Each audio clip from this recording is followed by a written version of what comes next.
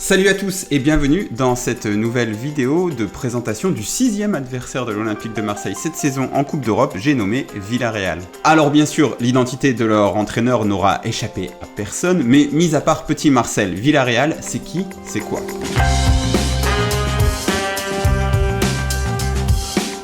Pour m'aider à la présentation de l'équipe, j'ai appelé l'ami François-Miguel Boudet, que certains connaissent sans doute par rapport au fait que ce soit l'un des fondateurs du très bon site Fouria Liga, mais que l'on a aussi pu lire sur Eurosport ou 11 Mondial et actuellement sur Flashscore. Avant tout, j'ai commencé à lui demander ce que c'était Villarreal comme ville, comme lieu. Tu me permets de faire la promotion de la belle ville d'Arles, 50 000 habitants, tout pareil.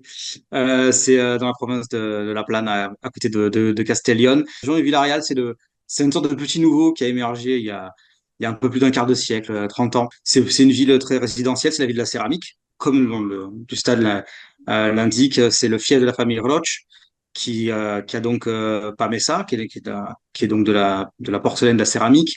Roche, qui a aussi Mercadona, qui est une grande chaîne de supermarchés en Espagne. Villarreal, c'est une ville très résidentielle. D'ailleurs, pour ceux qui ont l'opportunité d'aller au stade, ils vont vite se rendre compte de la population du stade.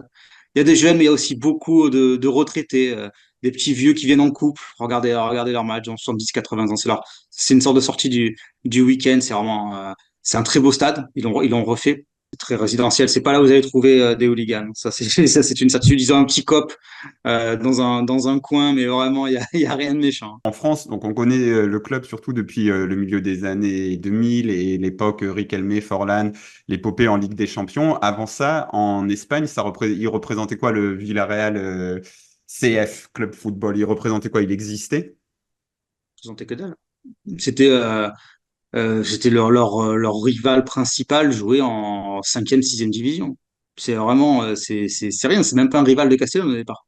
Alors Hmm. qu'ils sont distants de quelques kilomètres. C'est vraiment, ils sont quasiment sortis ex nihilo. C'est un club qui est en 49 de mémoire. Enfin, il y a eu enfin, il y a eu des fusions, il y a eu voilà. Mais c'est depuis que la famille Roche a investi. C'est un club qui travaille bien, qui se forme bien. D'ailleurs, ce week-end, ils ont gagné le Liga Futur en Arabie Saoudite. Donc, voilà, ça continue à bien travailler. Là, ils ont un très, très beau centre d'entraînement. Comme si Arles était en Ligue 1 et avait gagné une Coupe d'Europe. Tout un programme. Mais un programme qui n'est sans doute pas français, puisque nous, les Français, on ne gagne pas de Coupe d'Europe.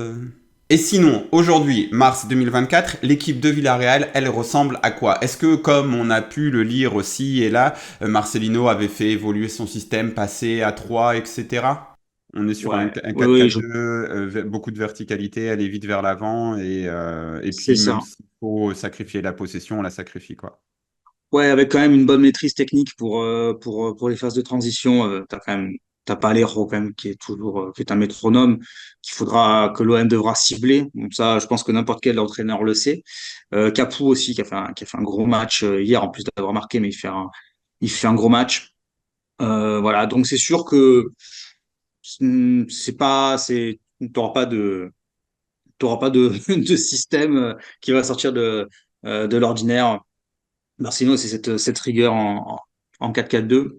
Et pour ceux qui étaient allergiques à la tactique de Marcelino en début de saison à l'Olympique de Marseille, on peut noter qu'il y a plusieurs matchs, comme contre la Real Sociedad ou le Barça, dans lesquels le sous-marin jaune n'a pas hésité à abandonner la possession à l'adversaire, mais à gagner les matchs et avec un taux de conversion des occasions assez bluffant. Bon, les joueurs, il y a ceux qu'on connaît, comme Parejo ou Moreno. Est-ce qu'il y a d'autres joueurs desquels on doit se méfier? Il aurait retrouvé un effectif un peu en jachère. Ils ont pu recruter un petit peu. Ils ont recruté derrière.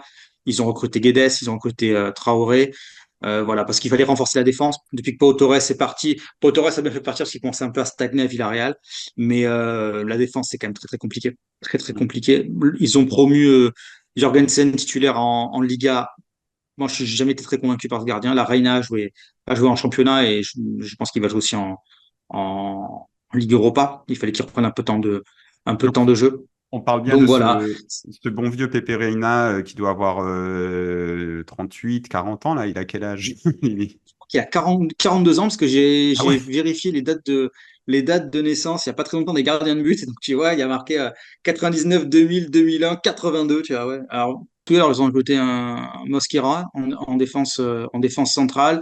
Gabia est parti au mercato, donc il y a toujours Aïssa Mandi, mais Aïssa Mandi hier a eu des pépins. Eric Bailly est sorti blessé, puisqu'Eric Bailly est arrivé au mercato, une vieille connaissance olympienne. Albiol est toujours là, lui aussi H canonique, je trouve très lent. Alors après, s'il y a des récupérations hautes, je sais pas comment il va faire. Voilà, il fait son âge. Malheureusement pour lui, il fait son âge. Jorge Cuenca qui était formé à la Masia, qui perd pas mal de protagonisme, voilà, il est plus titulaire. Et puis bon, évidemment, Gonzalo Guedes, qui vient d'arriver, qui a marqué à Montjuïc contre le Barça. Quand même, ce match-là a quand même provoqué la fin de l'ère Xavi en fin de saison. Quand même, ils ont gagné 5-3. Il a marqué contre Grenade aussi.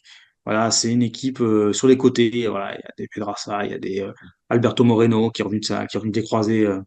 Voilà, Mm. qui était pas mal. Voilà, c'est très complet. Ils ont un peu de banc aussi. Voilà, Sorloth a marqué un triplé. Mm. Donc lui, il revient bien. Il a marqué aussi la semaine d'avant contre la Real Sociedad, alors qu'il s'était fait allumer publiquement par Marcelino, qu'il avait sorti à la pause en disant mais moi je joue pas à 10. Il y a un peu de banc. Il y a Coquelin sur le banc aussi qui entre. Voilà, c'est Trigueros qui a terminé le match aussi hier. J'allais oublier Baena qui devient international. Alex Baena qui est un joueur vraiment vraiment très intéressant. C'est un très très bon joueur, un très bon milieu de terrain. Voilà, collectivement, c'est du lourd. Après, on va relativiser. Villarreal, cette saison, va terminer la saison en Liga tranquillement.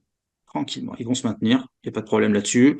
S'ils doivent monter un peu plus haut, ils vont y aller, mais ils vont pas faire une maladie ils vont pas faire une maladie du tout de pas être européens. Ils peuvent se permettre de pas être européens. Il reste sur 2 victoires consécutives en Liga à la Real Sociedad, comme on l'a vu précédemment, mais aussi à domicile face à Grenade, 5-1. La question que j'ai donc envie de poser maintenant à François, c'est est-ce que ce Villarreal de Marcelino arrive à maturité dans sa saison au pire moment pour l'OM? Ouais, sur les matchs contre la Real et contre Grana, ouais, ils ont été très bons. Et d'ailleurs, il y a le but de Sorloth, je crois que c'est Sorloth de mémoire, le troisième contre la Real Sociedad, c'est très très bien construit. Il y a un centre, mise en retrait, frappe.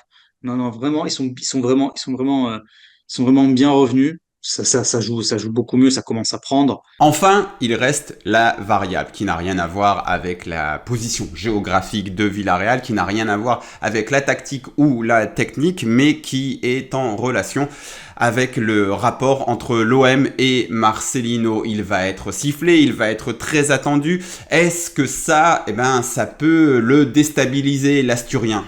Le mec a des Asturies, hein. On s'en fout, hein.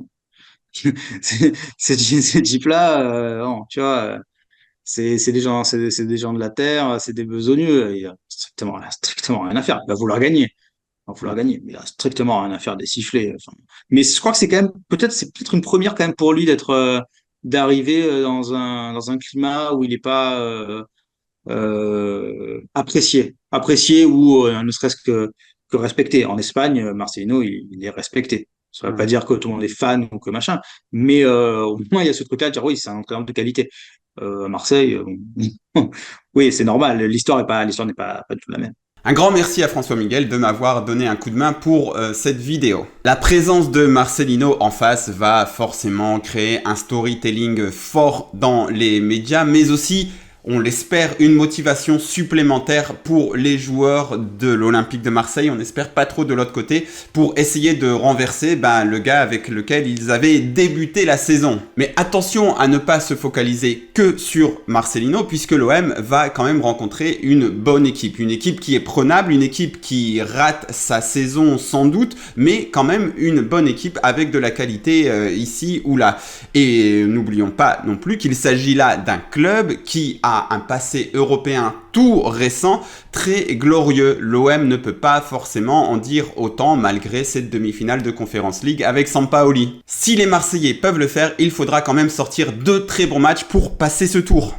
Et il faut passer ce tour. Une qualification, ça offrirait une bouffée d'air frais à cette saison, des bons souvenirs, une émotion forte, et ça rattraperait un peu le calvaire que l'on est en train de vivre avec l'OM cette saison. C'est une vraie chance de petite rédemption. Espérons qu'ils sauront la saisir.